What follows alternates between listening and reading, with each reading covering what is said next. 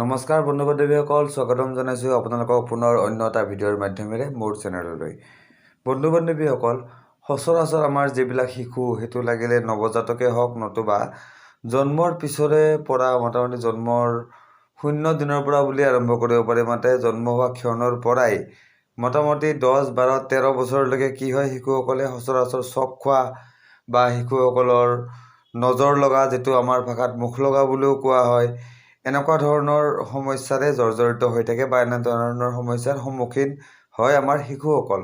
ঠিক আছে, যিবিলাক একদম নতুনকৈ জন্ম পোৱা শিশুৰ পৰা আৰম্ভ কৰি 12 বছৰ বয়সলৈকে যিসকল শিশু, ইয়াৰ ভিতৰতো যিসকল নতুনকৈ জন্ম পোৱা শিশু অৰ্থাৎ 2 মহীয়া 3 মহীয়া বা এবছৰীয়া শিশু, কাৰোবাৰ 2 বছৰীয়া অৰ্থাৎ 5 বছৰ নোহোৱালৈকে যিসকল কণ কণ শিশু, সেইসকলৰ ক্ষেত্ৰত কি হয়, সচৰাচৰ চক খোৱা বা ৰাতি টোপনি যাই থাকোঁতে চক খাই জাপ মাৰি মাৰি উঠা, এনেকুৱা ধৰণৰ ঘটনাবিলাক হয়। আৰু এনেকুৱা ধৰণৰ ঘটনাবিলাক কিয় হয়, বহু কাৰণত তেওঁলোকে কিবা কাৰণত চক খায়, সেইটো আমি গম নাপাওঁ কিয় চক খায়, বা কেতিয়াবা কি হয়, কিবা বাহিৰা হাৱা বতাহ এইবিলাকো লাগি আহে শিশুৰ গাত, যাৰ বাবে শিশুসকলে এই পৰিস্থিতিৰ সন্মুখীন হ'বলগীয়া হয়। আৰু কণ কণ শিশুসকলেতো আমাক বুজাইও ক'ব নোৱাৰে যে তেখেতসকলৰ কি হৈছে বা তেখেতসকল কিহৰ সন্মুখীন হৈছে বা কেনেকুৱা ধৰণৰ অসুবিধাৰ সন্মুখীন তেওঁলোক হৈছে, যাৰ ফলত কি কৰা যায়, শিশুসকলে অত্যাধিক অশান্তি কৰা দেখা যায়, কান্দা কাটা হুলস্থুল কৰি থকা দেখা যায়, দিনটো কান্দিয়ে থকা দেখা যায় কিছুমান শিশুৱে, বা শুই থকাৰ মাজতে জাপ মাৰি উঠে বা কান্দি উঠে।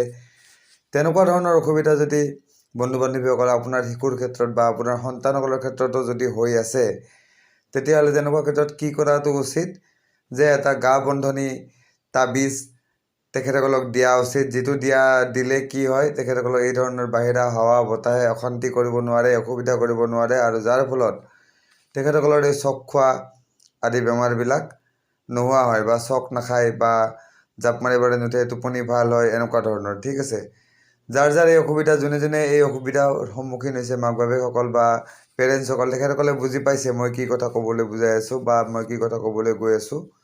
যি নহওক, এতিয়া আজি মই লৈ আহিছোঁ আপোনাৰ শিশুসকলৰ কাৰণে এই দেহবন্ধনিৰ কাম কৰিব পৰা এটা বস্তু বা এটা তাবিজ আপুনি যদি ঘৰতে তৈয়াৰ কৰি ল'ব পাৰে, তেতিয়াহ'লে কেনেকুৱা ধৰণৰ কথা হ'ব পাৰে, নহয় জানো? হয়, ঠিকেই শুনিছে আপোনালোকে। আজিকালি আপোনালোকে গা বন্ধনি তাবিজ বনাবলৈ আৰু আপোনালোকে কোনো ধৰণৰ বেজ ওজা এইবিলাক বিচাৰি যাব নালাগে। যদি মোৰ এই ভিডিঅ'টো আপোনালোকে সম্পূৰ্ণৰূপে চাই লয়, তেতিয়াহ'লে আপোনাৰ মৰমৰ শিশুটিৰ কাৰণে আপোনালোকৰ যিটো গা বন্ধনিৰ তাবিজ আপুনি ইমান দিনে বেলেগ ওজা বা বাবা বিচাৰি ফুৰি বনাব লগা হৈছে, সেইটো আপোনালোকে নিজৰ ঘৰতে নিজে বনাব পাৰিব। মই আজি আপোনালোকৰ কাৰণে 2টা তেনেকুৱা ধৰণৰ যন্ত্ৰ লৈ আহিছোঁ। আচ্ছা, যন্ত্ৰ বুলি কোৱাৰ আগতে মই বুজাই দিওঁ, তন্ত্ৰ, মন্ত্ৰ আৰু যন্ত্ৰ, এই 3টা হ'ল তন্ত্ৰৰ বিশেষ যিটো কাম কৰা প্ৰক্ৰিয়া। সেই কাম কৰা প্ৰক্ৰিয়াটোক 3 ভাগত বিভক্ত হৈ আছে। এটা হ'ল ডাইৰেক্টলি তন্ত্ৰ, মানে টোটকা। ঠিক আছে, টোটকাৰ বিষয়ে মই আপোনালোকক পিছৰ ভিডিঅ'ত ক'ম, আজিৰ ভিডিঅ'ত নকওঁ বাৰু। আৰু মন্ত্ৰৰ বিষয়েও মই আপোনালোকক পিছৰ ভিডিঅ'ত ক'ম, বা মই কেইটামান ভিডিঅ' দিছোঁ মন্ত্ৰৰ বিষয়ত, এটা 2টা ভিডিঅ' চাগে সম্ভৱ। কিন্তু এতিয়া মই আৰু বিশেষকৈ এইবিলাকৰ ওপৰতে ভিডিঅ' বনাম, তন্ত্ৰ মন্ত্ৰ টোনা টোটকা বা এনেকুৱা ধৰণৰ যন্ত্ৰৰ ওপৰত।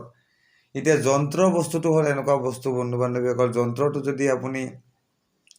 যন্ত্ৰটো হ'ল একচুৱেলি কিছুমান নম্বৰ বা কিছুমান সংখ্যা বা কিছুমান সাংকেতিক চিহ্নৰ এক সমাহাৰ, যিয়ে কি কৰে, ঈশ্বৰৰ বীজ চিহ্ন বা বীজ আক্ষৰ হিচাপে গণ্য কৰা হৈছে আমাৰ যিবিলাক তান্ত্ৰিক শাস্ত্ৰ, এই তান্ত্ৰিক শাস্ত্ৰসমূহত। ঠিক আছে, বীজাক্ষৰ বুলি কোৱা হয়।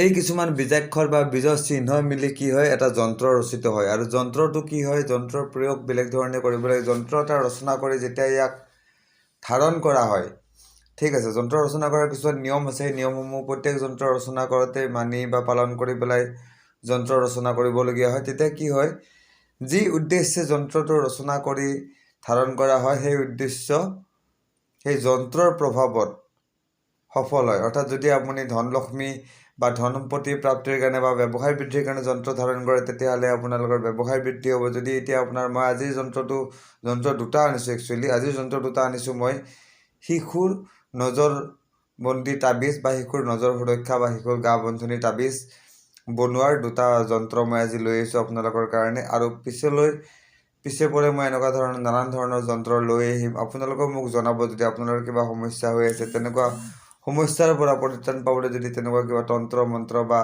যন্ত্ৰ বা টনা টোটকা যদি কিবা আছে, মই নিশ্চয় আপোনালোকৰ কাৰণে ভিডিঅ'ৰ যোগেদি আপোনালোকক আহি জনাবলৈ চেষ্টা কৰিম, আৰু যাৰ ফলত আপোনালোকে কি হ'ব, কোনো বাবা, কোনো পণ্ডিতজী, কোনো মানুহৰ ওচৰত নোযোৱাকৈ নিজৰ কাৰণে নিজেই ঘৰতে নিজৰ কাম নিজেই কৰিব পাৰিব। তাৰ কাৰণে আপোনালোকে কোনো ধৰণৰ বাবা, পণ্ডিতজী এইবিলাকৰ ওচৰত যোৱাৰ প্ৰয়োজন বোধ নকৰে। আৰু বাবা, পণ্ডিতজীৰো আজিকালি সকলোবিলাকে সকলো কাম কৰিব নোৱাৰে। যিসকলে পাৰে তেখেতসকলে কৰে, যিসকলে নোৱাৰে সেইসকলে নোৱাৰাসকলৰ তাত যোৱাসকলে কি হয়, ঠগ খায়। তো সেইটোৰ পৰা বাচিবলৈ মই কি কৰিছোঁ, ভিডিঅ' হিচাপে আপোনালোকৰ কাৰণে এই বস্তুবিলাক লৈ আহিম।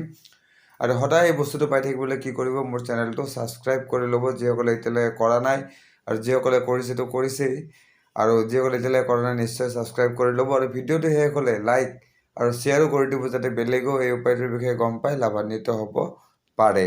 তাৰ কাৰণে এতিয়া প্ৰথম যন্ত্ৰটো মই আপোনালোকৰ কাৰণে লৈ আহিছোঁ। আপোনালোকে স্ক্ৰীণত প্ৰত্যক্ষ কৰিছে। প্ৰথম যন্ত্ৰটো এনেকৈ আপোনালোকে লিখিব লাগিব। মই যেনেকৈ লিখিছোঁ, ভিতৰত লিখিব লাগিব শিশুৰ নাম। প্ৰথমতে আপুনি এটা আয়তাকাৰ বক্স বনাই ল'ব লাগিব। আয়তাকাৰ বক্সটোৰ ভিতৰত লিখিব লাগিব শিশুজনৰ নাম, যাৰ কাৰণে আপুনি বা শিশুটিৰ নাম যাৰ কাৰণে আপোনালোকে এই তাবিজটো নিৰ্মাণ কৰি আছে। ঠিক আছে। তাৰপিছত ওপৰত লিখিব লাগিব হ্ৰিং চ। তাৰপিছত আপোনালোকে সোঁফালে লিখিব লাগিব হ্ৰিং, বাওঁফালে লিখিব লাগিব হ্ৰিং চ, আৰু তলৰ ফালে লিখিব লাগিব হ্ৰিং। ঠিক আছে। এনেদৰে যন্ত্ৰটি ৰচনা কৰিব লাগিব। যন্ত্ৰটো ৰচনা কৰি উঠি তাক আপোনালোকে কি কৰিব লাগিব, পঞ্চপূজাৰ সেইটো যন্ত্ৰটো পূজা কৰিব লাগিব। প্ৰথমতে তাক ত্ৰিধাতুৰ তাবিজৰ ভিতৰত যন্ত্ৰটো প্ৰতিষ্ঠা কৰি লৈ, অৰ্থাৎ ত্ৰিধাতুৰ এটা তাবিজৰ ভিতৰত সেই যন্ত্ৰটো আপোনালোকে সোমাই ল'ব। আৰু যন্ত্ৰটো লিখিব কিহত, যন্ত্ৰটো লিখিব লাগিব বন্ধু বান্ধৱীসকল আপোনালোকে ভোজপত্ৰৰ ওপৰত অষ্টগন্ধ অলপমান বজাৰৰ পৰা কিনি আনিব। অষ্টগন্ধ বজাৰত পাই, কিনি আনি সেইটো প্ৰথমতে জ্বলাই ল'ব। জ্বলাই তাৰ যিটো ছাইৰ লগত অলপমান পানী বা তিলৰ তেলজাতীয় বস্তু মিহলাই ল'ব, যাতে বস্তুটো চিয়াহীৰ নিচিনা হয়। তাৰপিছত আপোনালোকে যিকোনো ধৰণৰ ডালিমৰ কলম হ'লে ভাল, নাপালে যিকোনো ধৰণৰ আপোনালোকে কলমৰ ব্যৱহাৰ কৰি সেই চিয়াহী দি আপোনালোকে যন্ত্ৰটো ৰচনা কৰিব। যন্ত্ৰটোৰ কেনেকৈ ৰচনা কৰিব লাগিব আপোনালোকক মই মুখেদি ক'লোৱেই, আৰু স্ক্ৰীণত যন্ত্ৰটো ইতিমধ্যে দিয়া আছে। ঠিক আছে। এনেদৰে ৰচনা কৰি যেতিয়া তাবিজৰ ভিতৰত থৈ যন্ত্ৰটো যেতিয়া মানে পঞ্চপূজাৰ পূজা কৰিব, পূজা কৰি উঠি সেই যন্ত্ৰটো আপোনালোকে ধাৰণ কৰিব লাগিব।